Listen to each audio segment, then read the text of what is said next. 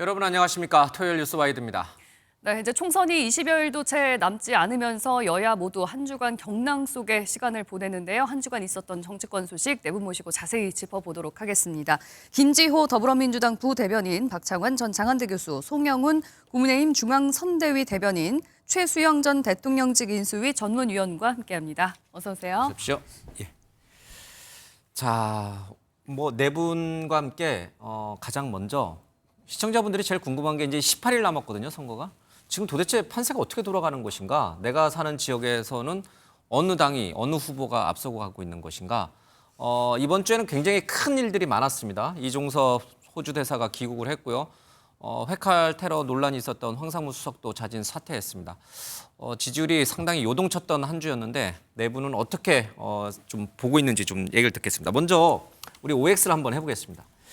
자, 지금 이 정홍원 국민의힘 공천관리위원장이 국민의힘이 170석이 가능하다는 얘기를 했고 이에 대해서 또 종로에 출마한 최재형 후보는 공감하기 어렵다 이제 이런 얘기를 했습니다. 국민의힘이 170석 또는 단독 과반이 가능할 것이다 이번 총선에서 18일 뒤에. 자, 그렇게 생각하시는 분은 O. 국민의힘이 170석 또는 단독 과반은 어려울 것이다 생각하시는 분은 X를 한번 좀 들어주십시오. 네, 볼까요? XX. 모두 다 X를 들어주셨어요. 이거는 민주당 쪽에서는 당연히 그럴 수 네. 있다고 생각했는데 이거 엄살 이렇게 낮은 자세 이거 아니에요. 이제 솔직히 객관적으로 네, 겸손의 뜻인지 냉정하게 들어봐야 될 것 같습니다. 네.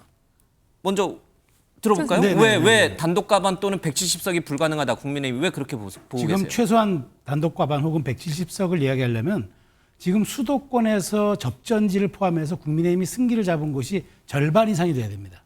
현실적으로 지금 18일밖에 안 남았기 때문에 이 추세가 물론 약간 저도 이제 공식 선거운동이 시작되고 그다음에 여론조사 공표 금지 기간이 있습니다. 이 두 번이 저는 출렁거림이 있을 거라고 보는데 그거를 감안하더라도 최소한 국민의힘이 지난번 120석 수도권 120석 가운데 16석인가 밖에 못했거든요. 예. 네. 자, 그렇다면 지금 그때 그래서 103석을 했는데 그러면 지금 분위기에서 수도권 122석 가운데 최소한 여기서 50석을 해야만 단독 과반 내지는 170석이 됩니다. 수도권에서. 단독 과반은 제가 보기에 그나마 한 5, 60석이지만 170석을 하려 그러면 수도권에서 압승을 해야 됩니다. 그러면 이게 가능한 수치인가? 저는 묻지 않을 수 없는 게 지금 수도권의 각종 여론조사를 보면 지금 물론 들쭉날쭉하고 아직도 좀 널뛰는 곳도 있긴 하지만 전반적 추세는 접전지를 포함해서 국민의힘이 열세라는 게 지금 대체적인 추세입니다. 예. 한강벨트 몇 개, 그다음에 좀 약간 유리한 지역들 빼놓고 접전이라든가 박빙 열세로 보는 곳이 훨씬 많은데 그럼 여기에서 다 이겨도 네. 이게 과연 50석, 60석이 되겠는가? 저는 그걸 근거로 단독 과반도 어렵고 170석은 어렵다. 다만 일당이 될 수 있느냐 여부는 아직은 남아있다. 그거는 이제 서로 간에 이제 아무래도 국민의힘이 TK라든가 PK에서 좀 선전해주고 네. 수도권에서 3분의 1 이상 정도만 해준다 그러면은 저는 그러면 일당 가능성은 남아있지만 단독 과반 내지는 170석은 이건 조금 좀 희망 섞인 네. 희망은 전략이 아니니까요. 네. 희망 섞인 관측이라고 생각합니다. 그러면 정영환 위원장은 뭘 근거로 170석을 예상했을까요? 그분은 공천을 모두 다 책임지고 말하자면 전반적으로 다 책임지는 분 아닙니까? 네. 그럼 본인의 공천이 잘 됐다고 이야기를 해야 당위성이 생기는 거 아닙니까? 그래서 자신이 공천한 사람들에게 자신감을 갖고 싸워라. 일종의 저는 어떤 치열업 같은 그런 형태로 저는 생각합니다. 예, 송 대변인님의 생각도 한번 들어볼까요? 일단은 제가 지금 X를 든 거는요. 지금 시점에서는 어느 당이 과반을 할지 판단할 수 없다는 의미가 큽니다. 그러니까 아직 18일이나 남았고요. 18일이면은 지금 2주 정도면은 전체 선거 판세가 한 2번 정도는 크게 바뀔 수 있는 시간이 남아 있거든요. 그리고 그 정영환 공관위원장께서 이제 170석 얘기를 한 거는요. 네. 그건 일종의 당위를 말씀하신 겁니다. 그렇게 그러니까 해야 한다. 그렇죠. 국민의힘이 그 정도로 안정 과반수를 받아야 나라가 안정되지 않겠는가. 예. 그런 의미를 담아서 말씀하신 거고요. 지금은 어느 당도 선거 판세를 예측할 수 없고 오히려 민주당이 153 플러스 알파 이런 네. 거를 공개적으로 얘기를 했는데 혹은 박지원 의원 같은 경우에 지금 200석도 공공연하게 얘기를 하고 있지 않습니까? 그렇게 공공연하게 선거를 다 이긴 것처럼 얘기하는 쪽이 오히려 국민들 앞에 그 오만함을 드러낸 꼴이 되기 때문에 심판을 받을 것이다 그런 생각이 듭니다. 예, 두 분의 생각도 한번 들어보겠습니다. 두 분 역시 X를 들어주셨는데 국민의힘이 과반 의석을 얻지 못할 것이다. 그에 반대라면 그러면 민주당이 과반 의석을 받을 거다라고 해석을 하시는 건지요? 먼저 김지호 부대변인. 저희는 뭐 사실 총선 1당이 목표고 네. 그다음에 진보 세력 전체가 과반이 목표이기 때문에 아직 저희가 이렇게 과반이나 그 외 넘는 그런 의석수를 차지한다 이런 예상은 하지 못하고 있고요. 네. 아까 그 예상하셨듯이 저희 총선 후보자 몇 분이 좀 과하게 이 국민의힘 공관위원장 같은 그런 마인드를 가지고 정신 승리적 발언을 하신 분이 몇 분 계세요. 그래서 과반 넘겠다. 예, 그래서 200석 민주당에서 가능하겠다, 공식적으로 공문을 보냈습니다. 예. 앞으로 더 이상 그러한 총선 전망, 허황된 총선 전망을 할 경우 공천 취소도 책임져야 된다. 이렇게 공문이 나왔고요. 저는 사실 당에서 그러한 결정이, 그러한 공천 취소도 감수해야 된다고 봅니다. 그래서 지금 격전지에서 고생하고 계시는 동료들 위해서 그런 실언하지 말아야 되고요. 지금은 선거 시작도 하지 않았기 때문에 네. 정말 그 당에 계신 후보들이나 당이 정말 낮은 자세, 고개를 숙이고 유권자한테 어필할 때고요. 그 국민의힘 공관위원장님은 아마 법관과 학교 생활 오래 하시다 보니까 어떤 이런 170석을 얘기하더라도 네. 어느 정도의 근거를 가지고 얘기하셔야 되는데 네. 그런 근거가 없이 그냥 뭐 인생이 굴곡이 있다 이런 표현으로 지금 하신 거거든요. 그래서 좀 부적당하다 이렇게 보고 있습니다. 박장한 교수님. 우리가 이제 선거의 판세를 갖다가 이야기할 때 가장 중요하게 보고 기본이 되는 게 구도입니다. 예. 그러니까 지금의 흐름이 어디로 가고 있느냐를 봐야 되는데 사실은 한 일주일 정도 됐어요. 정권 심판론의 바람이 심상치가 않습니다. 네. 그동안에 이제 민주당이 공천 파동의 후유증으로 지지층이 분화되고 또 그러면서 이제 국민의힘의 지지율이 상당히 높게 나왔었는데 민주당의 공천 파동 분위기가 수습이 됐고 그리고 여권의 소위 그 이종섭 대사 이 출국 금지 사태가 나오면서 이 분위기가 확 바뀌었어요. 이것을 갖다가 가장 상징적으로 보여주고 있는 게 뭐냐 하면 이 조국 혁신당의 돌풍입니다. 처음에 8%, 10% 뭐 이렇게 나오다가 최근에 뭐 특정 여론조사 같은 경우에는 뭐 20%, 30%까지 나오고 있거든요. 예. 그런데 이게 과거에 그러니까 한 자릿수 지지층 올라갈 때는 민주당 지지층의 단순 분화였어요. 그런데 두 자릿수가 넘어가면서부터는 소위 중도 확장성을 가지기 시작했습니다. 호남뿐만이 아니라 PK 지역 할 것 없이 이 조국혁신당의 그 비례 지지율이 굉장히 많이 올라가고 있거든요. 그러니까 저는 뭐 조국혁신당이 그래서 뭐 어떻게 될 거다가 중요한 게 아니라 즉 구도 자체. 조국혁신당이 이렇게 돌풍이 부는 그 배경은 정권 심판론의 확산과 함께 한다라는 거죠. 그런데 그 지역이 수도권뿐만이 아니라 우리가 흔히 얘기했던 낙동강 벨트, PK까지 이런 그 정권 심판론이 확산되고 있는 이런 분위기를 본다면 국민의힘이 170석은 고사하고 과반도 어렵지 않느냐. 물론 뭐 2주 사이에 또 어떤 변수가 나올지 모르겠지만 네. 지금의 판세, 흐름은 저는 그렇다고 봅니다. 알겠습니다. 그럼 뭐 비슷한 얘기들이 나오긴 했습니다만은 지금 이제 제가 공식적으로 드린 질문은 국민의힘이 170석 또는 단독 과반이 가능할 거냐는 질문이었는데 네 분 다 어렵다. 이제 이렇게 뭐 그 이유는 뭐 각각 다 설명을 하셨습니다만 이제 거꾸로 그럼 민주당은 정말 지금 이재명 대표도 얘기하고 있습니다만은 153석 그러니까 단독으로 과반을 하거나 또는 정말 지난 총선보다도 더 압승을 거둬서 180석, 170석, 180석을 달성할 수 있을까?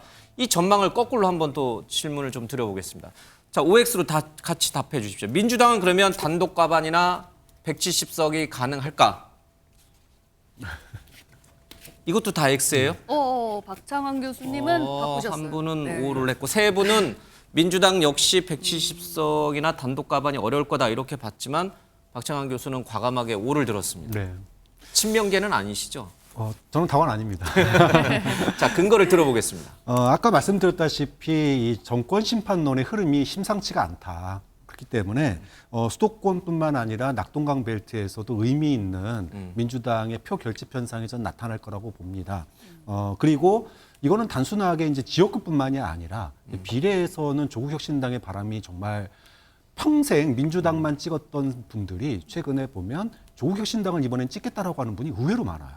이런 흐름들을 본다면 저는 민주당이 지역에서 상당히 의미 있는 득표를 할 거다. 물론 비례에서는 당초 기대했던 것보다는 좀 적을 수 있습니다. 그렇지만 저는 그런 점에서 본다면 단독 과반까지는 뭐 달성할 수 있지 않겠느냐. 물론 뭐 비례까지 싹 쓸어가지고 지난번처럼 170석, 180석 되는 거는 좀 어려울 수 있겠지만 저는 뭐 과반은 충분히 달성할 수 있을 그럼 거라고. 이제 비례 조국 혁신당을 찍게서 나갔던 유권자가 지역구는 민주당 후보를 찍을 수 있다 이런 뜻이에요. 그래서 그렇죠. 네. 그러니까 이제 당선자가 더 배가가 되는 그런 효과를 가져온다. 그러니까 저는 조국 대표의 말이 굉장히 의미심장한 게 처음에는 지민 비조였어요. 예. 그런데 요즘은 이제 거꾸로 말을 하고 있잖아요. 그래서 비조, 비조, 지민. 지민 이렇게 얘기를 하는데 그게 정말 농담이 아니라 그런 흐름들이 호남에서 그다음에 PK에서 굉장히 많이 불고 있습니다. 그런 것들이 저는 민주당의 지역구 표에 이 결집으로 나타날 것이기 때문에 지역구에 상당한 선전이 예상된다. 이렇게 170석, 180석은 어렵지만 단독 과반은 민주당이 할 수 있을 것이다. 네, 그렇게 보시고 우리 송 변호사께서는 안 된다 이렇게 보면 그럼 국민의힘도 단독 과반 못하고 민주당도 단독 과반을 못한다 이런 뜻인가요? 일단은 민주당에 대해서 말씀을 드리면 단독 과반이 어렵다고 보는 것이 우리가 골프와 선거는 고개를 들면 진다고 하지 않습니까? 지금 민주당이 기자회견을 자청해서 총선 판세를 뭐 153% 알파 그런 얘기를 했었죠. 그거야말로 이제 선거를 다 이긴 것처럼 처신하는 국민들께 오만을 보여드린 겁니다. 그리고 그것뿐만이 아니고 지금 이재명 대표가 이미 선거를 다 이긴 것처럼 그런 그 행동을 하고 있지 않습니까? 대놓고 재판에 계속 안 나가요. 2번 연속 이번 주에만 불출석을 했는데 아마 이런 기세면 다음 주도 또 안 나갈 겁니다. 그거는 이미 지금 본인은 불체포 특권을 가진 국회의원의 신분이고 그러면은 뭐 총선을 이길 거라고 생각을 하고 지금 나는 사법 절차 같은 거 무시해도 괜찮다. 이런 걸 이렇게 온몸으로 보여주고 있는 거예요. 그러면은요. 국민들께서 설령 민주당에 잠시 마음이 가신 분들이 있더라도 그런 행동을 보면은 아 이건 정말 안 되겠구나. 너무 오만하게 하는데 혼을 내줘야겠다라는 생각이 드실 것 같습니다. 그다음에 사실 우리 국민들께서 지난번 총선에서요. 코로나라는 특수한 환경 때문에 전대미문의 실험을 해보셨죠. 한쪽에 180석을 몰아준 적이 없는데 한 번 그런 실험을 해보셨습니다. 그 실험을 해본 결과가 4년 동안 별로 좋지가 않아요. 결국에는 그런 국회에서의 입법 권력이 한쪽에 쏠린 것을 가지고 방탄에만 몰두를 했고 그러면은 아 이제는 균형을 회복해야겠구나라는 것이 어떤 집단지성의 발동이 될 것이다. 저는 그렇게 보고요. 짧게만 덧붙이면은 네. 우리 6공화국의 역사에서요. 어떤 정부도 한 번도 대통령의 임기 내내 과반을 못 가져본 정부가 없었습니다. 그 얘기는요. 현재 6공화국의 대통령제는 5년 임기 중에 그래도 일부의 기간은 대통령이 일을 할 수 있게 해주는 그런 헌정제도라는 것입니다. 그런데 만약에 5년 내내 과반을 한 번도 못 가지게 되면 그 정부는 제대로 일을 할 수가 없는 것이거든요. 네. 그런 점까지 국민들께서 종합적으로 고려하셔서 국정을 안정시키는 선택을 해주실 거라고 생각합니다. 예. 그 지금 윤석열 정부가 사실 지방 정부도 지난번에 승리하지 않았습니까? 그러다 보니까 가지고 있는 예산과 자원이 굉장히 많고 심지어 윤석열 대통령은 그 선거법 위반 소지가 있음에도 불구하고 전국을 돌아다니면서 공약을 그냥 남발하고 다니셨어요. 그래서 사실 저희로서는 굉장히 절박한 상황이고 이재명 대표가 하루에 365km 생목으로 유세를 하고 다니는데요. 나름 절박한 겁니다. 아까 그 재판 얘기도 하셨는데요. 제가 그 1년 6개월 동안 재판 정말 성실히 임하셨는데 이 재판 지면 이재명 대표는 정치적 생명이 없습니다. 내일이 없음에도 불구하고 그러한 불이익을 각오하고서라도 재판에 불출석하며 선거 승리를 위해서 뛰고 있는데 이거보다 절박한 게 어디 있겠습니까? 저희는 정말 당원 한 명 한 명이 정말 후보라는 입장으로 열심히 뛰고 있는 상황입니다. 네. 저는 이렇게 봐요. 그러니까 지금 정부에 대한 정권 심판론이 흐름이 있는 것도 맞는 사실이고, 근데 이재명 대표도 이렇게 얘기합니다. 나를 정권 심판의 도구로 써달라. 근데 우리 국민들이 생각하겠죠. 양쪽 진영으로 다 수렴된 지지층 빼놓고 중도층들이 이렇게 생각하겠죠. 그래, 그 정권 교체에 좀 회초리를 때려줘야 되겠는데, 근데 저 회초리가 정말 깨끗하고 도덕적인가? 우리가 꼭 사용해서 징계할 만한 저게 그런 자격이 있나? 라는 생각할 수도 있다는 거예요. 왜냐, 거대 야당 심판론이라는 게 잔존해 있는 데다가 180석을 줬더니 근육 자랑하다가 지난 4년 다 보낸 거 아니야? 라고 지금 생각할 수 있어요. 또 툭하면 뭐 특검 아니면 뭐 무슨 이제 뭐 국조 이런 얘기만 하다가 결국은 입법으로서 성적 내거나 그것을 민생에 연결시키지 못한 점들이 있기 때문에 민주당은 정권 심판론의 희망상을 가지고 그렇게 얘기할 수 있겠으나 그럼에도 불구하고 저는 민주당도 오염된 회초리론, 제가 말하는 쌍방 심판론의 대상이기 때문에 결국 국민의힘과 일당을 갖고 싸울 것이다. 그래서 저는 그렇게 전망합니다. 알겠습니다. 예. 한 가지만 더 해보겠습니다. 지금 이제 조국 혁신당 얘기도 하셨는데 오늘도 뭐 한동훈 국민의힘 이제 비대위원장과 조국 혁신당 조국 대표 간에 이제 설전이 막 오가요. 극단주의자 뭐 감옥 갈 준비나 하시오. 뭐 이런 여러 가지 얘기들이 나오는데 조국 혁신당이 돌풍을 일으키고 있습니다. 현재 지지율. 그 지지율을 단순 계산해 보면 한 14석 정도 얻을 수 있을 것이다. 이런 얘기 나옵니다. 조국 혁신당의 돌풍은 총선을 지금 이제 18일 남겨놓은 상황에서 총선 때까지 계속 불 것이다. 더 강화될 것이다라고 생각하면 O. 아니다. 이제 점점 이제 지지층이 확고하게 결집하기 시작을 하면은 조국 혁신당의 지지율은 굉장히 많이 떨어질 것이다. 그래서 지금 이제 개혁신당이라든지 새로운 미래처럼 존재감이 사라질 것이다라고 생각하시면 X 하겠습니다. 조국 혁신당의 바람이 계속 18일까지 계속 불까요? 자, OX 해보십시오. 네. 두 송 분은 대변인님 제외하고 세 세 명, 분이서 예. O를 들어주셨어요. 세 명은 조국 혁신당의 바람이 총선 때까지 이어질 거다라고 보신 거고 아니라고 보신 거죠. 이제는 조정 국면에 들어간다고 보는 겁니다. 그러니까 개혁신당이나 뭐 새로운 미래 정도까지 추락을 하지는 않겠지만 지금까지 나타난 흐름은 여론조사일 뿐입니다. 마지막에 투표를 할 때는 그래도 국민들께서 한 번 더 생각을 하실 가능성이 높고 그 한 번 더 생각을 하시는 것을 사실 민주당에서 이제는 적극적으로 트리거를 할 거라고 생각합니다. 지금 그 더불어민주연합의 비례 지지율이 지금 상당히 위험수위에 이르렀기 때문에 예. 그러다 보니까 이제 이재명 대표도 본격적으로 견제를 하지 않습니까? 그러니까 민주당이라고 하는 거대 정당이 당력을 집중해서 견제와 공격을 하면은요, 사실 조국 혁신당이 지금 지지율을 버텨낼 수 있을지 의문입니다. 그 다음에 또 한 가지가요, 지금 그 조국 대표가 너무 일찍 고개를 들었어요. 그것도 마찬가지로 지금 국민들에 대한 오만인데, 지금 뭐 어디 가서 경상도 사투리로 좀 이렇게 이상한 말씀하시고, 쫄았냐 뭐 그런 얘기하고 그렇죠. 다니시죠. 예. 그 다음에 뭐 지민 비조 하다가 이제는 뭐 비조 지민이라고 얘기를 하는데 네. 그 말의 순서를 뒤집은 것 자체가 비례정당으로서 어떤 겸손하게 표를 구하겠다는 것이 아니고 이제는 우리가 몸통이고 주인이다라고 하는 것인데 그것을 민주당 지지층이 과연 용납을 하겠는가. 그러니까 이제부터는 남은 기간에 그 제로섬 관계에 있는 더불어민주연합과 그 조국 혁신당이 치열한 다툼을 벌일 것이라서 이 지지율이 그대로 유지될 것이다. 저는 그렇게 보지 않습니다. 네, 나머지 세 분의 의견도 한번 들어볼까요? 김 부대변인님 먼저 일단 말씀해 주시겠습니다. 이 조국 대표가 저희로서는 좀 곤혹스러운데 네. 너무 마케팅을 지금 잘하고 있어요. 그냥 시선을 다 끌고 다니기 때문에 제가 봐도 유튜브에 보면 뭐 박은정, 신장식, 조국 저희 후보들이 지금 잘 안 보이고 있어요. 저는 굉장히 답답한데 뭔가 좀 현대 정치가 트럼프 이후로 뭔가 좀 직관적이고 엔터테인먼트화 되는데 이 부분을 굉장히 잘 지금 어필을 하고 있고 두 번째로는 백화점식으로 하지 않겠다. 유권자 시장도 나는 딱 이 시장만 잡겠다. 네. 그러다 보니까 굉장히 뭐라 그럴까 좀 소신에 차 있고 확실한 그냥 불분명한 말을 안 하잖아요. 그냥 확실한 말을 하잖아요. 이런 모습이 사실 유권자가 보기에는 굉장히 좀 신선하게 느껴지고 어떻게 보면은 뭔가 좀 자신감도 있어 보이고 이러다 보니까 계속 좀 돌풍을 일으키고 있는데요. 사실 민주당 입장에서는 이분들을 그냥 국민의힘처럼 수사하고 마타도하고 이걸로는 지지율을 못 따라잡습니다. 우리 비전을 제시해야 되거든요. 그래서 굉장히 지금 고민이 많고 민주연합도 열심히 해야 된다. 이렇게 보고 있습니다. 여전히 민주당에서는 몰빵론이 우세한 겁니까? 그거는 아군이기 때문에 무조건 가야 됩니다. 우리는. 네. 박찬원 교수님께서는 어떻게 생각하세요? 먼저 네, 하세요. 예. 저는 뭐 아까 돌풍 얘기하셨는데 이렇게 가다가는 태풍 된다. 왜냐하면 이 선거 운동은요 굉장히 단순 명쾌해야 됩니다. 그런데 지금 국민의힘은 뭐 친윤이니 비윤이니 뭐 윤한 갈등이니 여러 가지 얘기거를 고민을 해야 돼요. 또 민주당은 뭐 친명이니 비명이니 공천파동이니 뭐니 고민을 많이 해야 됩니다. 그런데 조국 혁신당은 그런 게 없어요. 아주 단순 명쾌합니다. 심판.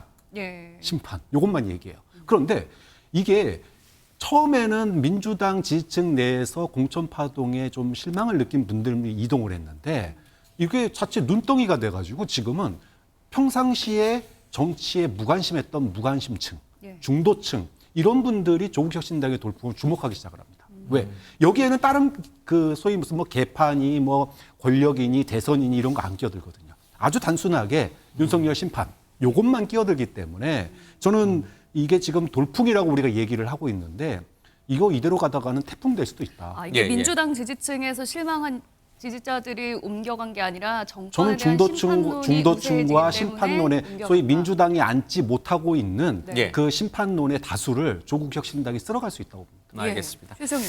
네, 저는 그 조국 혁신당에 한 세 가지 얼굴이 좀 뒤섞여 혼재돼 있어요. 첫 예. 번째가 친문의 계승자로서의 얼굴도 있고, 두 번째가 이재명의 대안으로서의 얼굴도 있고, 세 번째가 반윤석열의 선봉장으로서의 얼굴도 있어요. 그러니까 서로 조합이 안 될 것 같은 세 개의 조합이 어우러져 가지고 예. 조국 혁신당을 만들었어요. 만들었는데 이게 우리가 눈덩이 이론을 보면 될 거예요. 눈은 처음에 한번 뭉쳐지기가 어려워서 그렇지, 한번 뭉쳐진 눈이 달리기 시작하면 이게 눈덩이처럼 불어납니다. 이게 지금 그런 어떤 동력을 갖췄다고 좀 봐요. 근데 여기에서 이제 저는 그럼에도 불구하고 저는 두 자릿수 정도의 의석수는 할 거라고 보지만 예. 전 태풍으로까지 발전하지 않을 거라고 보는 이유가, 사실 조국 혁신당이라는 건 사람 이름을 내건 정당이잖아요. 예. 근데 또 1호 공약이 사람을 공격하겠다고 하는 또 공약을 내세웠어요. 근데 이게 지금은 먹히죠. 아직은 뭐 정권 심판론이 먹히가 오니까. 근데 나중에 극단적 지지층 말고 중도를 수렴해 나갈 때 과연 이게 과연 맞는 마케팅인가. 지금까지는 캠페인이 좋다고 할 수 있어도 그게 중도층의 마음을 꺼낼까. 그다음에 또 하나의 사례가 있는 게, 그렇게 해서 한번 돌풍이 일으킨 정당이 친박연대예요. 예. 친박연대인데